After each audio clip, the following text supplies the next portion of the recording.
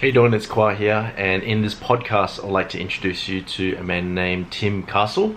I first came across Tim Castle by traveling in Singapore, and I was walking around the airport as you do, and I came across his book. It was on the bookshelf, and the book cover was called "Be the Lion." And "Be the Lion" it's a book that's all about making you become the lion and to take control of your life by taking massive actions. So it really got me inspired, the front cover of the book got my attention. I went through the book, it was fantastic, and I decided to, invite Tim over for a podcast. So Tim, he is currently situated within Singapore. He has also got a lot of experience in mastering sales and also negotiations. He's also got a book called The Art of Negotiation. In his career, he's also done extremely well in terms of coaching. He's also an advisor for tech startups as well. So that being said, I'd like to introduce you to Tim Castle. Thanks. Hello. Hello, Khoa. Hey. Can you hear me? Yeah, I can hear you, mate. How are you? Hey, can you see me? Yeah, I can see you. How's everything? Awesome. Yeah, how are you? Yeah, good. Looking good there, man. Thanks, bro. Yeah. Singapore? Yeah, in Singapore. Still heading off to UK on Sunday. Oh, really? Oh, cool. Going there for a family thing or just business? Yeah, so I'm from the UK. My wife's from Sweden. Yep. But yeah, we haven't been back for 2.5 years. So Oh, really? That's it's gonna exciting. be a big trip. Yeah, it's gonna be really exciting. And we've got a 2.5-year-old, so 14 hours on a plane with him is gonna be. Oh, no. Okay. There's an array of toys that we've bought to bring out at various moments throughout the trip. Yep. But of course, last night was the night he chose to get up at 1 a.m. So Yeah. I've been up since about 1 a.m. Wow, really? Yeah. He's an energetic guy. Are you drinking coffee? Yep. Are you having a I've lot had of my coffee? Okay, that's I'm ready good. to go. Ready to go. Okay. Hopefully you don't fall asleep during the podcast or anything. I can always do edit. It's already recording, so I can always do editing and stuff. It's all good. Lovely job. How are you, man? Yeah, Looking forward to good. Christmas? Yeah, looking forward to it. So I'm just going to do some last minute shopping. Haven't done any shopping or anything yet, so maybe I'll just go tomorrow and then afterwards, just to stay at home Awesome. and just celebrate and stuff. So yeah, just chilling out and that's it really. So yeah. Nice one. Well, thanks so much for having me on. No worries, man. Yeah.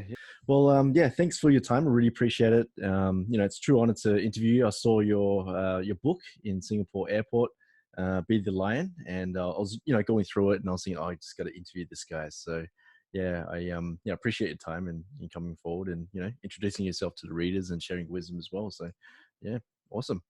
No worries at all. Thank you so much for your enthusiasm and for taking Be the Lion off the shelf and buying it. Yeah, definitely. Yeah. And for making it happen. That is total Be the Lion attitude. That is exactly what the book is about. Yeah. And the fact that you put the book and the opportunity to get this started, that is exactly what I'm trying to create with that book. So yeah, I love it. It's great that was full circle. Yeah. And now we're doing this. Exactly, man. Like you said, believe it is possible, right? That's your motto. Yeah, that's my motto. That is my motto. Yeah. It's been my motto for a number of years. So okay. Could you explain? So it goes way back to when I was 19. I was traveling a lot and I got the travel bug. I went to Australia. Nice. Where'd you go? Went up the East Coast, so I did Byron Bay and up to the Sundays. And I fell in love with Australia, I'll be honest. And we had a stop off in Hong Kong and I did not want to get on that plane to go to Hong Kong. I was this close to just never going back. Anyway, I had to go back, went back and did more traveling and realized it was quite a struggle to get through university. I found university quite not fast enough. I wanted to do what I wanted to do and you have to do this thing called university to kind of make your parents happy, but also to get the next goal in life, the job and all of this stuff. And I think back then, entrepreneurship and things like that, it was a different phase to what we're in now. Whereas actually looking back, it helped me no end to have that degree for things that I wanted, like visas in Australia later on in life and things like that. So it's paid dividends. And obviously I've done an MBA and I probably couldn't have gone on that MBA without having the undergraduate course. So anyway, long story short, I did a year at uni, I then Okay. went traveling again. Wow. I became a downhill mountain bike instructor in the States. Okay. And yeah, I stayed out in the States for a year and did like a snowboarding season, deferred entry back into uni. And because of that, when I went back to university, a lot of my mates had moved up into the third year and I was joining into the second year. And also I'd been flying in and out of London a lot to go to New York. And Yeah.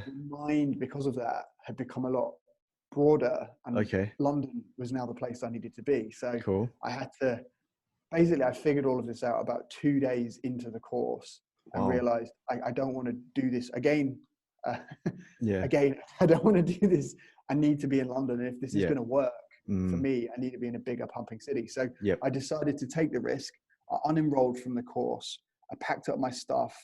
I subleased the apartment that I just paid loads of money for to rent. I managed to find a tenant in a day, get the landlord to agree to get me out of a year contract. Yeah. Packed up my stuff, rented a car, drove from Newcastle in the top of England to London overnight.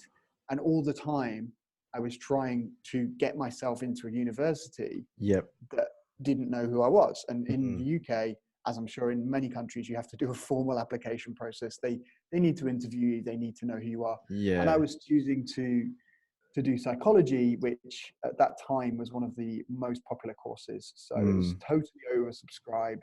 The course actually started in 2 days. So I had basically this 48-hour window to give it a go. But the risk in all of this was I had to unenroll from the university. So I had to withdraw my place at Newcastle University and then be kind of like in this no man's land and take the risk that I could then get myself back into a university in London. And I was quite specific. I only wanted to go to one university, which was Goldsmiths. Yeah. And I think that helped because I was focused. I wasn't scattered. I had 48 hours. I had to basically convince gatekeepers, these receptionists to get me through to decision maker, to get me through to right row subscribe row. How would that look? If I could get in, how would that look? And then from there, it just, it taught me a lot about the power behind believing it is possible because everyone was kind of looking at you going, right, you've had 2 gap years now. You've done a year at you. Are you ever going to finish this degree? Now you've dropped out again and you're saying you're going to London to talk your way into this course. And so over the 48 hours, I created enough of a scene and enough of a story to get people bought into the story. I think that was important. So not only was I just asking them how it was possible, I was also updating them. Like, I'm on the motorway, I'm driving back, coming for you, it's Goldsmiths or nothing. I'm going to be tomorrow. And they were like, well, if you're here at 8 a.m., it's like, what can you set up one meeting with you? And then they'd be like, no, it's not possible. The person's off. And then from there, who else can we do? And so it's just basically creating something that other people could get absorbed into. And then by the time I got there, pretty much half the class knew who I was. This guy that's trying to get into uni that we don't know. And who is this guy? And I had bleach blonde dreadlocks right down my back. So I had, because I've been traveling and snowboarding. And so I stood out quite a bit. So when I walked into that lecture theatre, it was like, that's the guy. That's the guy that's been trying to come the last 2 days to get in here. So you took massive action. Massive action, exactly. And that was a game changer for me because it's something that I thought was a major risk, but I had to do it. Like there was almost like I put myself in a position where there was no other option. I burned the boats. And said, right, this has to happen. Or else we'll figure it out. Like this is what we're going for. And so that was where my motto came from. So many years I've carried that around with me and then applied it to numerous situations. Wow, that's amazing. You said burn the boats. Would that be a particular technique that you apply in your life as well? Like just, get rid of... definitely. Okay. Like you know the story and about the captain that went to the island. And I think there are certain situations where, a bit like moving from Australia to Singapore, you need to burn the boats in almost to force your hand. And not just because you don't want, but almost force the world to make it possible in a way that's, right, this is where we're going. This is I'm all in. I'm committed. And the universe backs that. Like, I really believe that when you do go all in and you do book your flights. So from Australia to Singapore, I was having no luck getting a job, and it was quite hard because, you know, they want to have a work experience in Asia. You're in Australia. That's not the same. Like you need to have had, well, it's kind of a catch-22 then, because how am I going to get work experience if you're not? And it's a senior role. So there was all of these things going around, and instead of trying to just focus on the job, what we did was we fixed a date, we booked the flights, we told the letting agent that we're moving out. And it was a few months in advance, like 3 months in advance, but we committed. And by doing that, our mindset changed. I think, and that mindset was like, this is happening. So come on board. And that philosophy of burning the boats it's helped a lot. It's like you're with believing it's possible. Yeah. So like when you did that, you were like looking around you were able to use your mind and look around for different options and find solutions, wouldn't it? It's just, and people come on board with that because they recognize that you're serious. You're not just playing with the idea. It's like, we're going to be here March 2018. That's it. We're coming. Like, we got to make it work. Money, job or no job. Like, and then when you do that, you think bigger as well. I think it is about thinking bigger. So then we were like, well, how come we've got to go in the next 3 months. We've got to try and be in market and get jobs because, so we had to figure out how we could do that. Whereas if we just stayed in the mindset of just applying from Sydney, like it could have gone on and on and on and on and on. Versus we forced ourselves to think differently, to think big, and then to take the big action, the massive action, to then be in Singapore when it probably wasn't comfortable to be in Singapore. We needed to be in Sydney. We had things going on, but we had to make that trip happen so that we could then land the job, which happened because we took the action to come to market, to take that next step. And then it managed to get a job in 4 days, which would never have happened had I not have had the random meetings that I had created in that trip to then get us over here. So it all came from the way you think. Love it. So it's also thinking big as well. Like, I like it how you just mentioned that you got to think big, take massive action, and you got to burn the boats. Definitely. Cool. Definitely. All right. So so then that probably led on to the book. Well, I think initially you wrote The Art of Negotiation, but your recent book is Be the Lion, right? So that's correct. Yeah. So I love the cover of the book. You know, when I was in Singapore, I was walking around the airport and I saw your book. It just stood out there. It was, love it. You know, it's a logo. It's got the lion, lion logo. It's black background, and it just stands right out. And then I was reading the last part of it, and just scanning through it. It's beautiful. You know, and thank you so much. I'm really glad to hear that you like the cover because I feel like it's a really strong cover, and I'm really really powerful. Of what happened there. And then I did some research, and I think I saw Ryan Serhart. He gave a really good testimonial as well, so it's really cool. How'd you get him? How'd you get him, by the way? That was one of the best moments of this year. So again, it's about linking to opportunity. I wanted testimonials like that from someone that I admire, someone that's been a mentor to me, Ryan Serhant.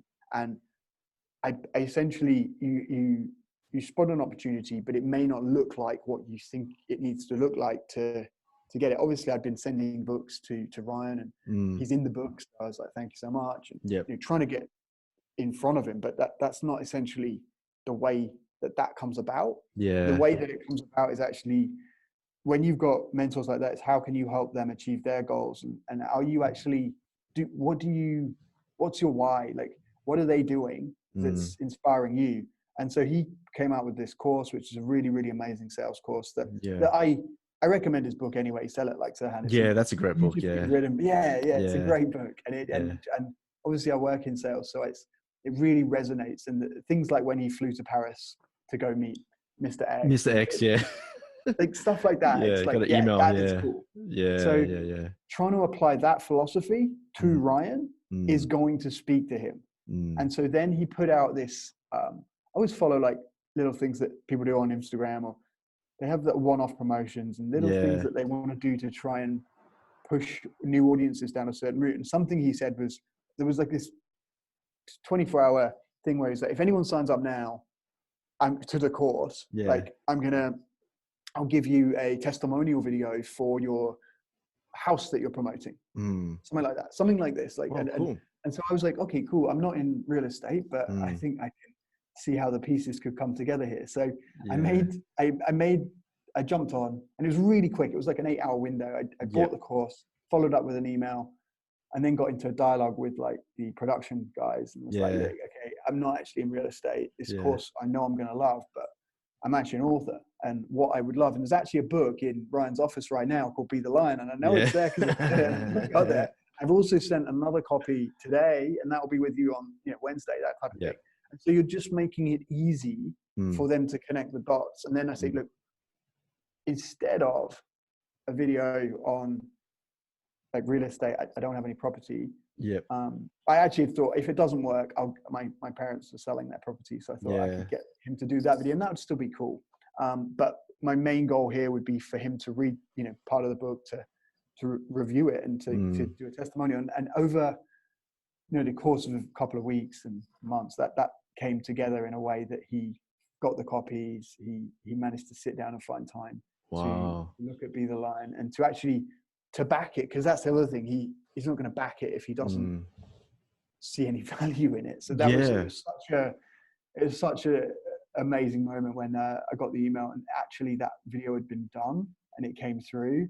And I opened it up and it's Ryan there going, hey, love the book. It stands right out. Yeah. Like a proper endorsement. Yeah. And, he's holding it onto his hand as well. Is fantastic. It's a great endorsement. So, and it builds from there, because essentially it's about now, like how, I don't want that to be the end of my relationship with Ryan Serhan and the mentorship that he's inspiring me to give to others as well. Because I obviously done masterclasses and sales masterclasses. So it builds from there. And it obviously, you thinking big, you could take that to let's have dinner. I'm in New York. Let's go, and you can move it forwards. So I think you're a man after my own heart. I saw that you've managed to get a few different mentors and gurus on your podcast.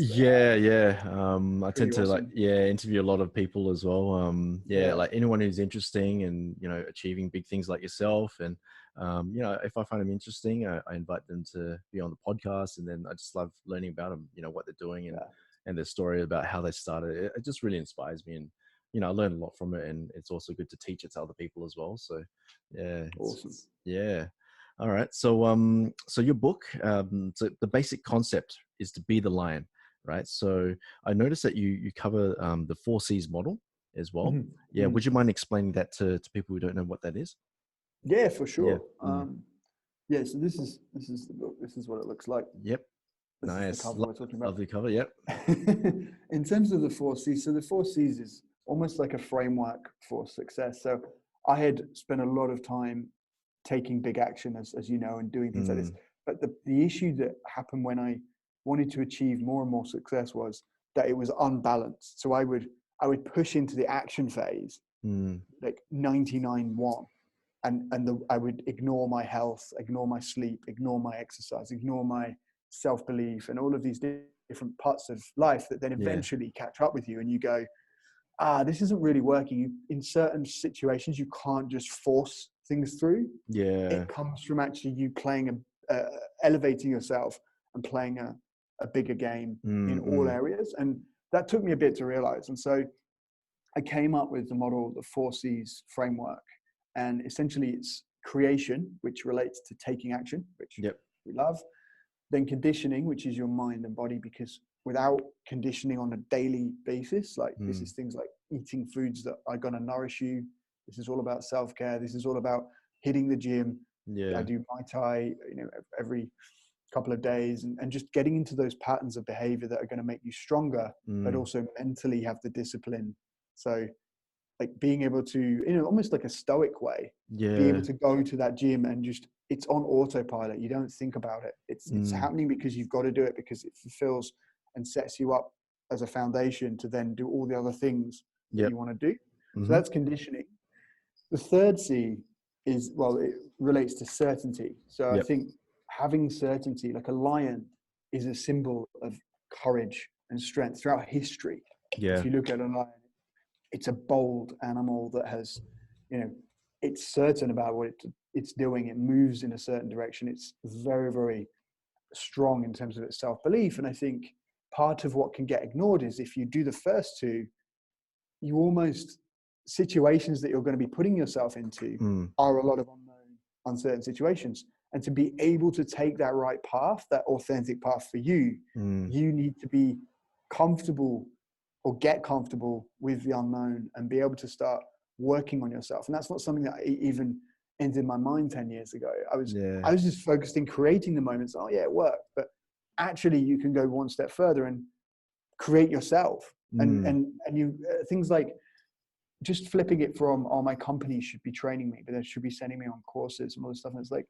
nah, you should be training you. You should be going out there, seeking the material that's inspiring you, getting you interested. And so it's that idea that you don't have to wait for society or the life that you're currently in to elevate yourself, to elevate your mindset, to go out and take the rest of the other stuff forward. So certainty relates to self-belief strategies. And so that's where you're really working on building that confidence and that inner self-belief that can become your rock.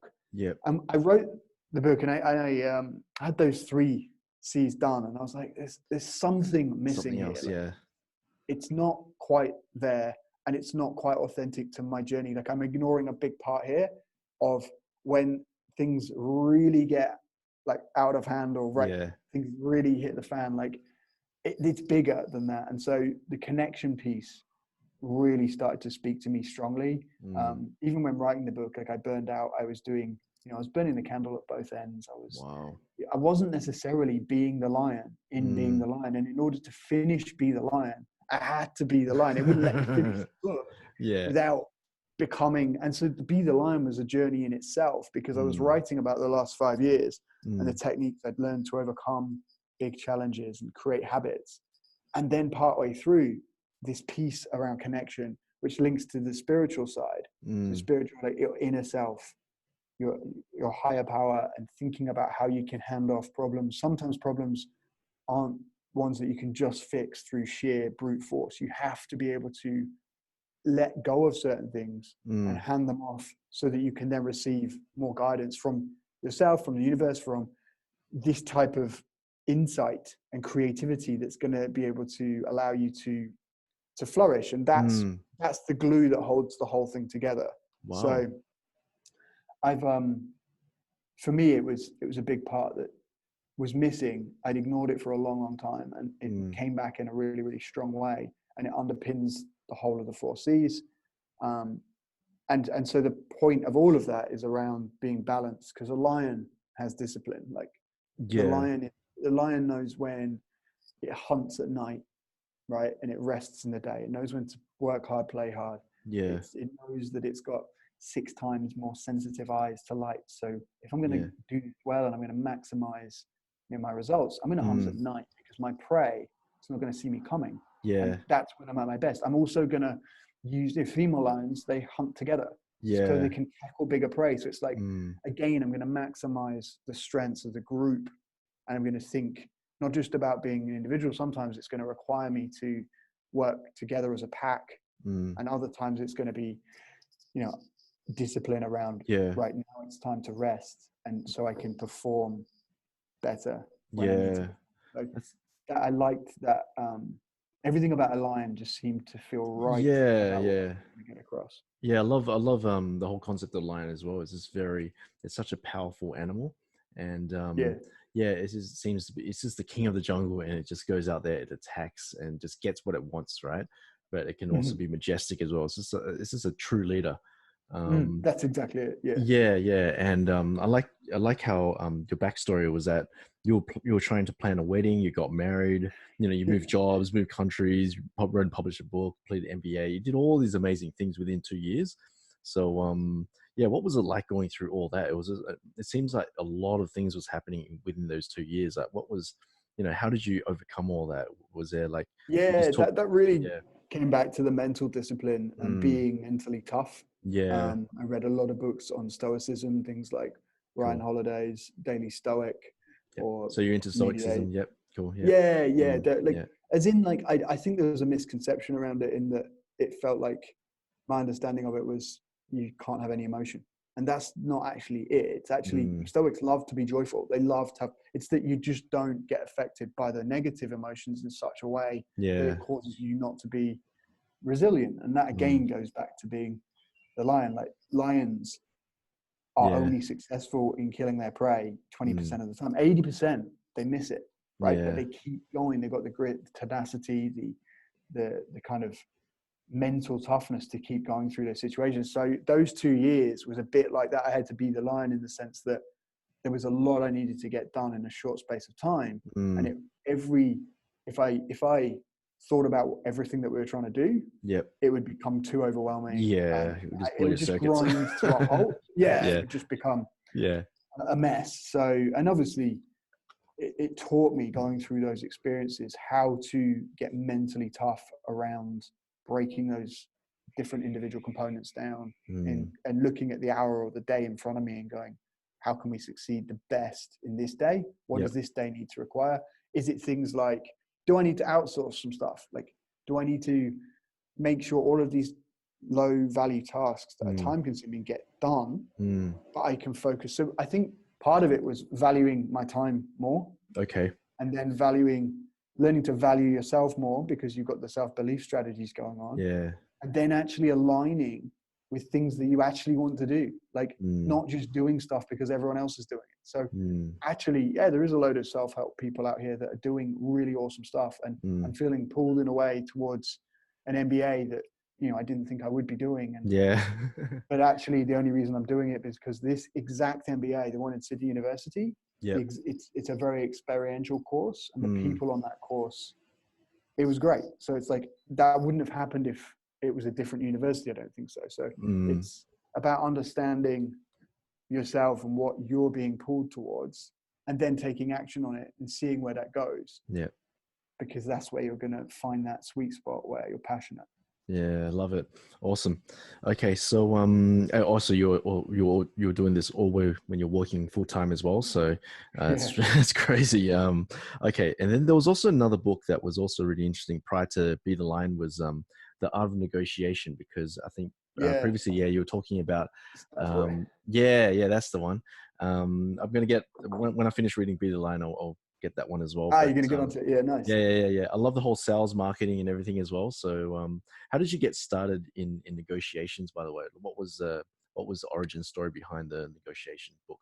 The pivotal moment again was once I got into university and I managed to make that part happen. I then did the 2 years of the psychology degree. I went into that thinking I'd become a clinical psychologist, and you know, that was going to be my calling. But after that, I realized that there was something more in this negotiation piece, and that it became, I found that I was solving problems for friends who had got themselves into phone contracts for 2 years, and the kind of cancellation fee was £1,000 or something like this. And they'd be coming more and more to me. I became the go-to person for actually having these calls and negotiating for different people in tenancy agreements and different situations. And so I was doing this more and more for friends. And then this job came up at a corporate barter firm, and it just spoke to me in a way that I was like, how cool would it be? In a corporate barter firm, you're basically negotiating every single day. It's millions and millions of dollars in terms of deals, and you're learning on the ground in terms of, obviously there's some really awesome people there that are amazing negotiators. And I got lucky that I went in at the bottom, but I was charged with building a department with the head of online. So we were starting a new department, and I get to go into all of those meetings with the most senior meetings that would probably take me a decade usually to get in front of. And I skipped that decade and went straight into all those meetings as an assistant. And I was there able to start learning how negotiations happen, actually how it goes down, how you influence, how you can start becoming a master of persuasion, and the things you need to think about so that then you can become a better negotiator. Because it's actually, if you're a better negotiator, you actually help not only the negotiation and you actually win more, but it's actually, you help the other person because they sometimes think they know how to negotiate and they only know one play of the book. And so after it accelerated pretty quickly, and I then ended up being able to take control of my own book of business, and the department grew very, very fast, and started negotiating every single day, 8, 9, 10 deals a day, on the phones, in person, on email, like all the different types of negotiations you could do. I was doing them day in, day out for 7 8 years. Yeah. And so got to the place where I put two and two together. I'm like, because I'd almost translated what I loved doing for friends and helping them out to become my day job. Yeah. And then it was just game on negotiation for that length of time. And Yeah. then the book came out of a friend who, one of my best friends, he basically in his spare time started developing apps. He had a really, really good job as an engineer. But in his spare time, he was developing apps. And this is back in like 2009. Yeah. And suddenly he developed a few games and they took off and they blew up. And so he quit the engineering job, which was again, like unheard of. Yeah. Why would you quit this amazing job? And it's like really hard to get. And it's a good job. And he's been traveling the world since. So it's like the last years, he hasn't had a normal corporate job. And that inspired me when we were talking to think about how I could put my skills into the world as well. And the thing that was most prominent in my mind was, well, people need help in everyday negotiations. There's so many opportunities to negotiate in daily life that we don't ever sort of, and I'd see people in shops, I'd see people, friends, or I'd go and even working in negotiation, you'd meet up with different people from different businesses and colleagues, and they tell you a story and they'd be like, yeah, they just wouldn't give me a refund, or yeah, they wouldn't budge on price. And you're like, sat there like, no, there's such a big opportunity there that you can spot, right? Yeah. So that's where the art of negotiation came from. So I put it down in a book, but I tell you, like, I don't know if you've written books, but if writing your first book it's a hard task. And it took me 3.5 years to get to the end of it. Wow. Which in that book, my main goal was just get to the end of writing this book. Please just do this thing. Right, say you're going to write a book and write it and finish it. And I did that, and that was my goal. Like, that was the goal. It wasn't necessarily for it to become the bestseller that it's become and to start. You're becoming the lion as well to finish that book. Exactly. Yeah. So that took on a new journey. I didn't realize that once you got it out there, I could then apply negotiation to how do you get your book out there. And then that started to take on a new life in itself. And then the actual goal of it helping people came to the world, which was great. Yeah. So it was like, again, it opened my eyes to, if you actually do what you say you're going to do, put it out there and figure it out. Like, how do you get an editor? How do you get a publisher? How do you break down these problems? And how do you rewrite a book when you think that you've made it the best it can be, and someone goes, no, it needs to be better. Like, you need to do it again. And you're like, I can't. And then you figure that out. So wow, that's amazing. Have you thought about doing like online courses on negotiations, have like role plays and where we watch you do it? Yeah, that would be amazing if you could do that, you know. Like I love watching like online videos of people just on the phone cold calling and seeing how they, you know, talk to prospects and you know, how sell on the phone. That stuff is amazing. So yeah, hopefully you know, if we get to see you do some of that stuff, so sign up to your course. Next step, for sure. Next step, it's 2020. Yeah. 2020. Awesome. I also heard on another podcast, I think you're helping, I mean, there's ways to negotiate a pay raise as well. Can you give us an example on how to negotiate a pay raise? I think it's a common like topic when people go into either a new job and they want to set the right tone for they want everything, and they don't want to get ripped off. And I think it is when you firstly, when you're going into a new job and you're negotiating the package, do take your time, because I think a lot of companies, when it comes to giving you the offer letter, they try to rush you along. And there's often things there that a week later you'll think of, like car parking or car toll bridge. Like, there's so many things there that could make your life just that bit easier, that it is important that you take a few days just to step back and look at the overall package, weigh up what that job is in terms of hours and what it is in terms of flexibility, what it looks like, and then starts to inform what you're going to negotiate on. Because, and then once you get what you care about most in order, you know where you're going to go with that. So the way I would say when it comes to salary, which is what most people want to know, is don't use round numbers. Don't say I want $80,000, because it just, if that's what you want, it doesn't look real. It just looks like you've said 80,000 because that's what you heard your mates got, or that's what you think is actually $5,000 more than the market rate, and it wouldn't be great.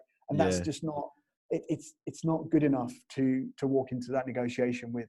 You need to come in there with a clear, concise plan that needs to flow. You almost need to not be able to say the number and they know what you're worth. Like it needs to emanate from your body that you're already 80 is in the bag. Like it's actually 81,563. And if you say that, like I need 81,563, moving it to a non-round number straight away, it shows that you've done more due diligence. It shows that you've got potentially other offers in the pipeline. And I think the understanding of how to not just know what you want, but articulate it and hold that conversation is really, really important. So my best advice is, if you're negotiating a package, you should be dropping hints throughout that negotiation. You start the negotiation early. So start and also like benchmark where so you need to know going into that job and start benchmarking that so that the people who are interviewing you start to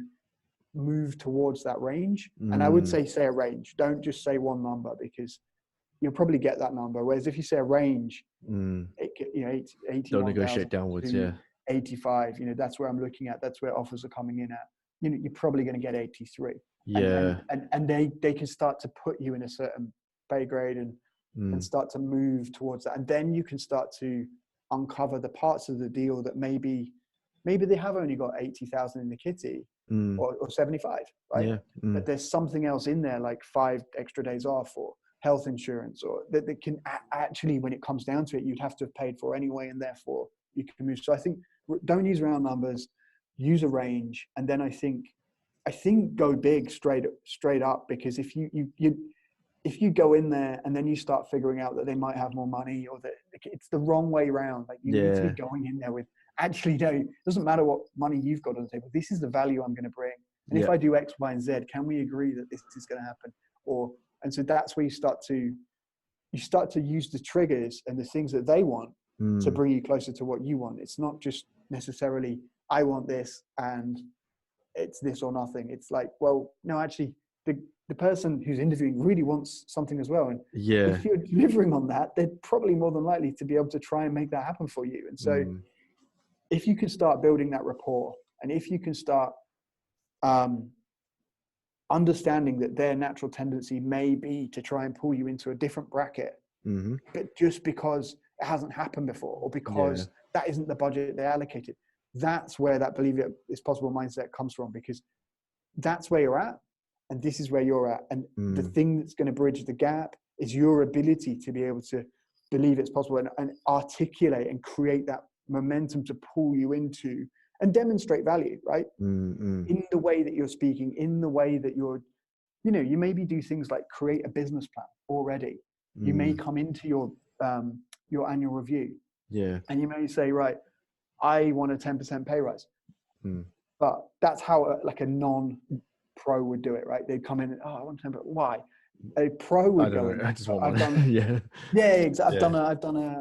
I've done a review of the whole business that we've been working on. I've actually looked across all the accounts. I've done some analysis. I've figured out that these are our top 3 clients. If you came in and you said, I've got this 10-slide deck that I've done that really nails down how 2020 is going to go, and how we're going to hit all of these key goals, and how I'm going to take more responsibility, and how we're going to build this business, and because of that we're going to bring this profit into the business, and whatever it is that the business cares about. But you've gone ahead and you've taken the steps. You're already demonstrating that you're a more valuable employee because you've done it. You've had initiative, and if you take initiative to bring value to them, to then show them how this is going to happen.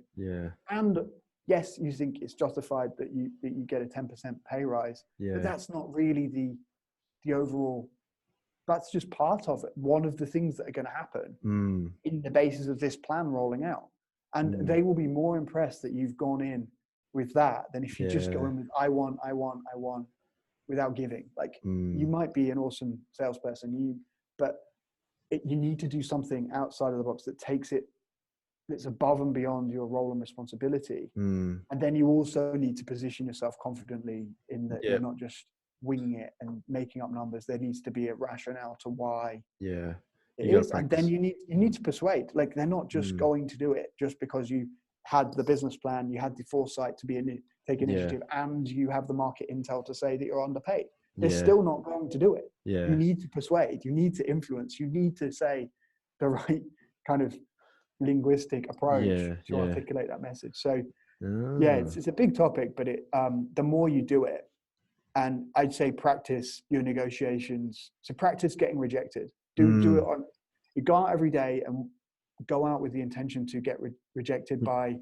Ask for a discount on your coffee. Go into a car showroom and see if you can negotiate the guy down on price. Just for the hell of it. The more that you practice that skill of being comfortable with people saying no to you, and being comfortable with people saying I can't, or that kind of awkward stage where they look at you and go, this isn't why are you doing this? This doesn't happen. You can't get a discount on your coffee. Once you realize that how you are in that interaction actually makes it possible, that is the skill that then you can apply to the things that you matter and that matter to you, like buying a house or getting a pay rise or buying a car. Yeah. Speaking of rejection, I think you mentioned before in another podcast that you were talking about. Was it Jay Chang? He did about Jay Chang. It was a TEDx talk or something, and definitely recommend. Can you explain what happened there, by the way? It's an awesome TED talk, and it's beautifully done. So Jay Chang, he was a kid in a school. He was sitting down, and one of the teachers said, right, we're all going to give each other gifts and presents, and the way we do this is if you have something nice to say about someone, you can get up, you say something nice about the kid, and then you pick up a gift. And that's how this is going to go. Anyway, kids started getting up and saying nice things, and they choose a child in the class and say, oh, this person's, really helped me with my painting or whatever. And then essentially Jay was still sat there as one of the 3 children at the end, and no one had anything nice to actually say about him. So the teacher was like, okay, guys, well, I guess no one likes you. You better get up and just get your present and sit back down.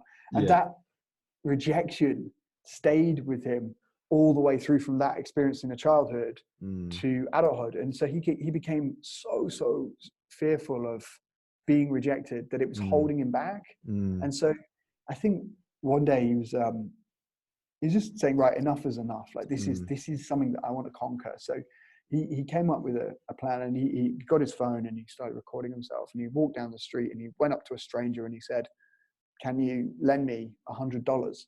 And the stranger was like, no. Why?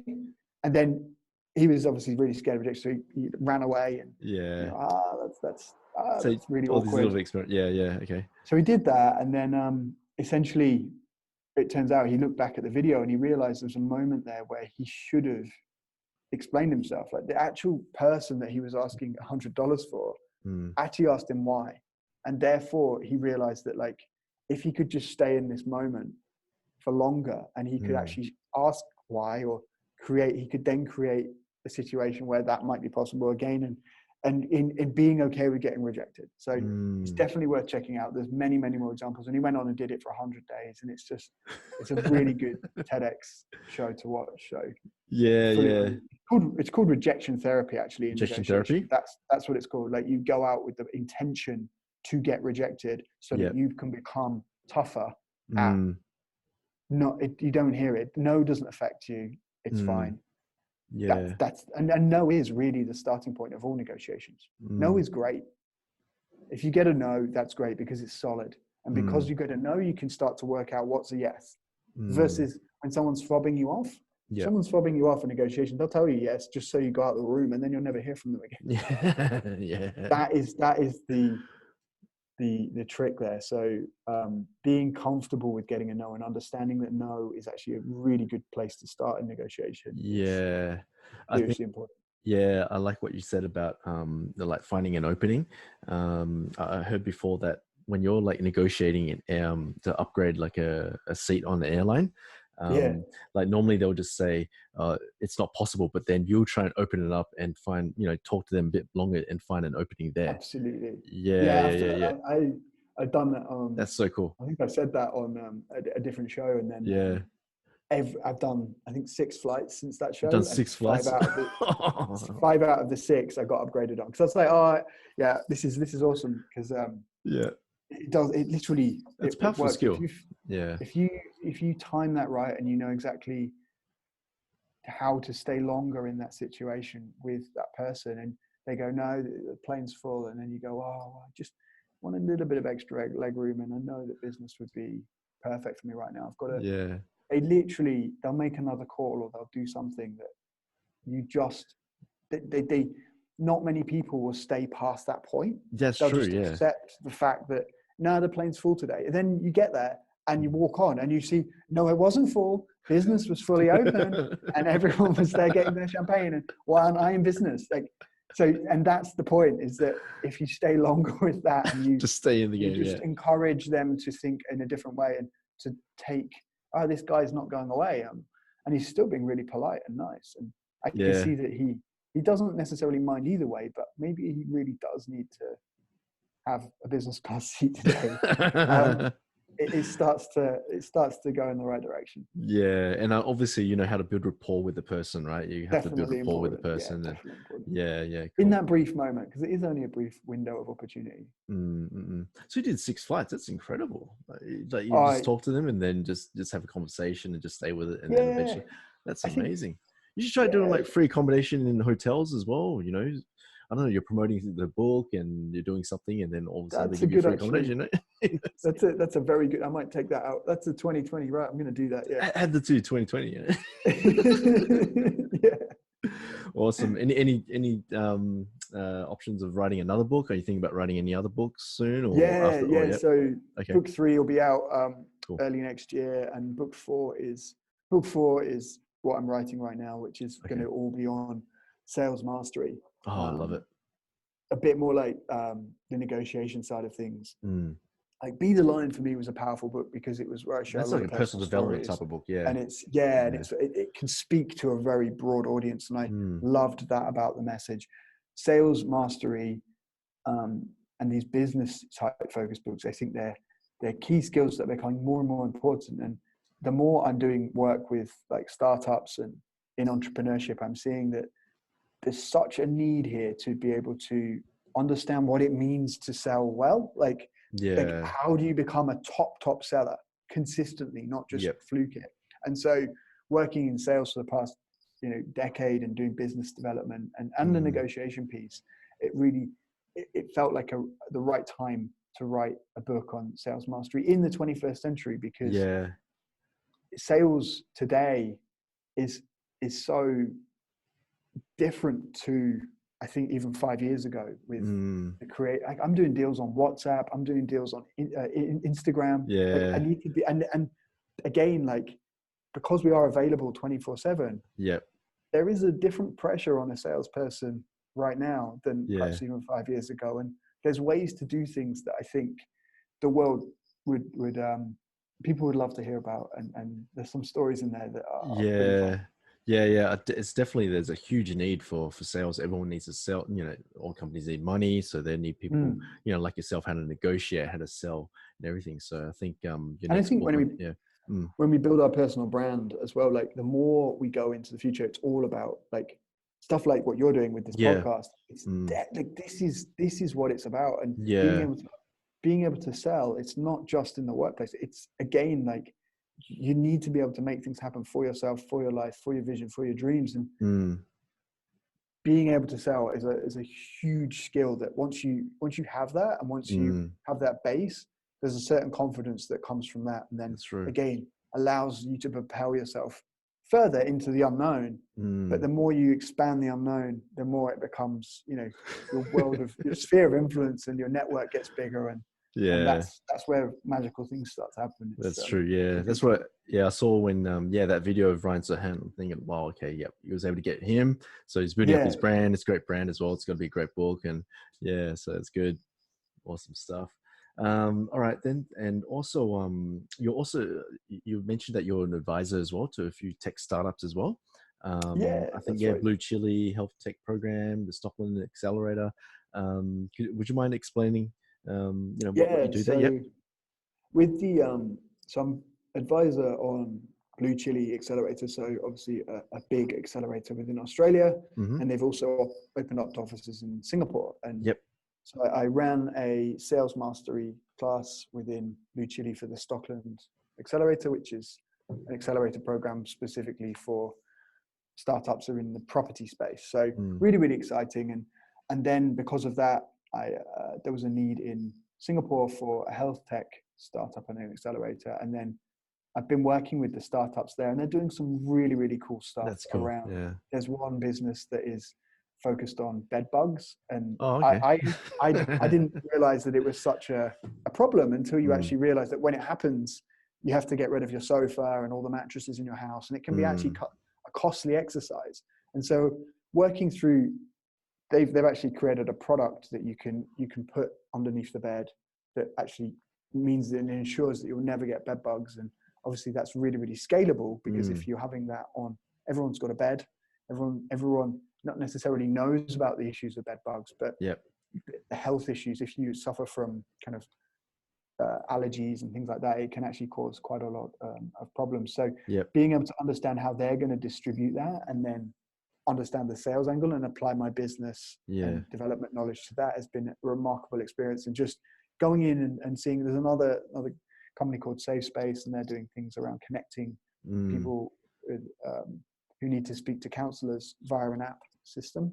So again, it's around like health becoming more digital and digital transformation. How does that impact the health sector? So it's a really, really hot topic. And obviously in Singapore, a place where there's a lot of entrepreneurship, Blue Chili is obviously going great guns. So I've been going in there, things like when they're going to investor conferences, like you've seen someone that you want to target, what are the, how are we doing the elevator pitch? How are we, what are the questions we need to ask, and that sort of stuff. So it's just bringing my expertise and the things I do in a daily life to them, to try and help them advance their own businesses and take massive action in terms of the opportunities that are available to them, those businesses. But that's it's great. something that I love to do.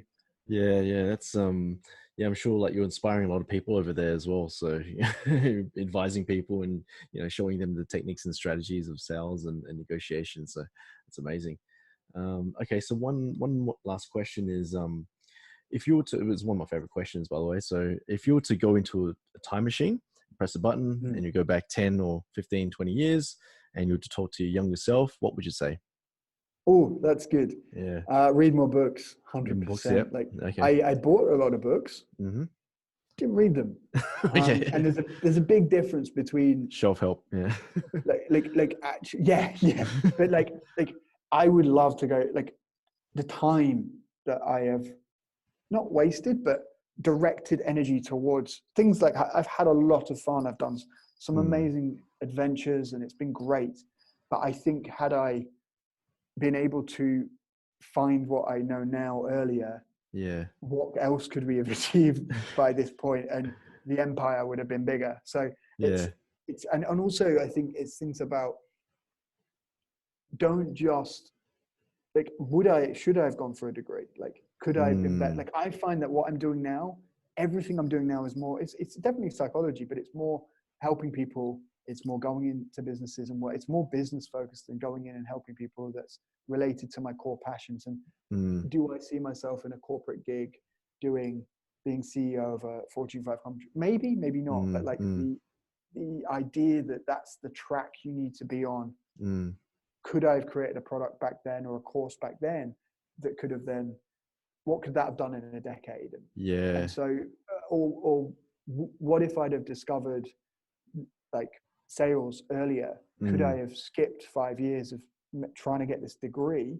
And could I have then, what could I be doing now and running my own business and that type of stuff? So I think it's just think big, don't listen to the general pathway of society and follow that inner voice. So getting clear on that inner voice that's speaking to you, it's trying to tell you something. And if you have confidence in it and back it, like great things will happen. So it's just that's probably what I would say.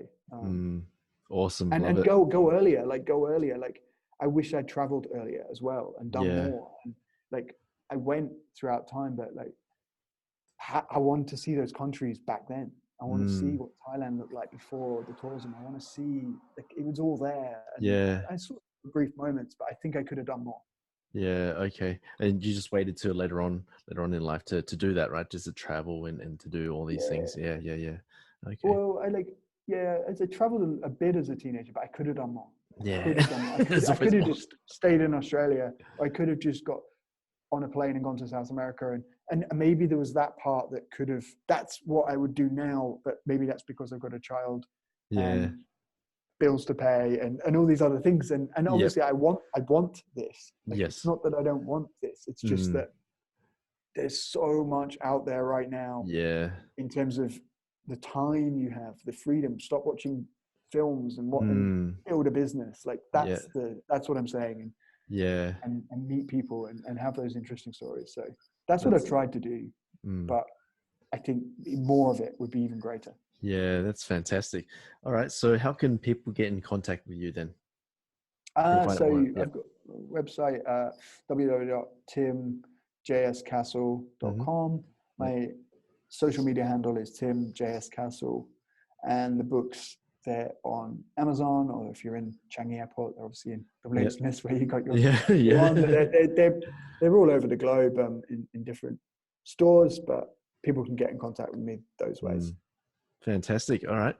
Well, Tim, I really appreciate your time today. You shared some, really amazing wisdom.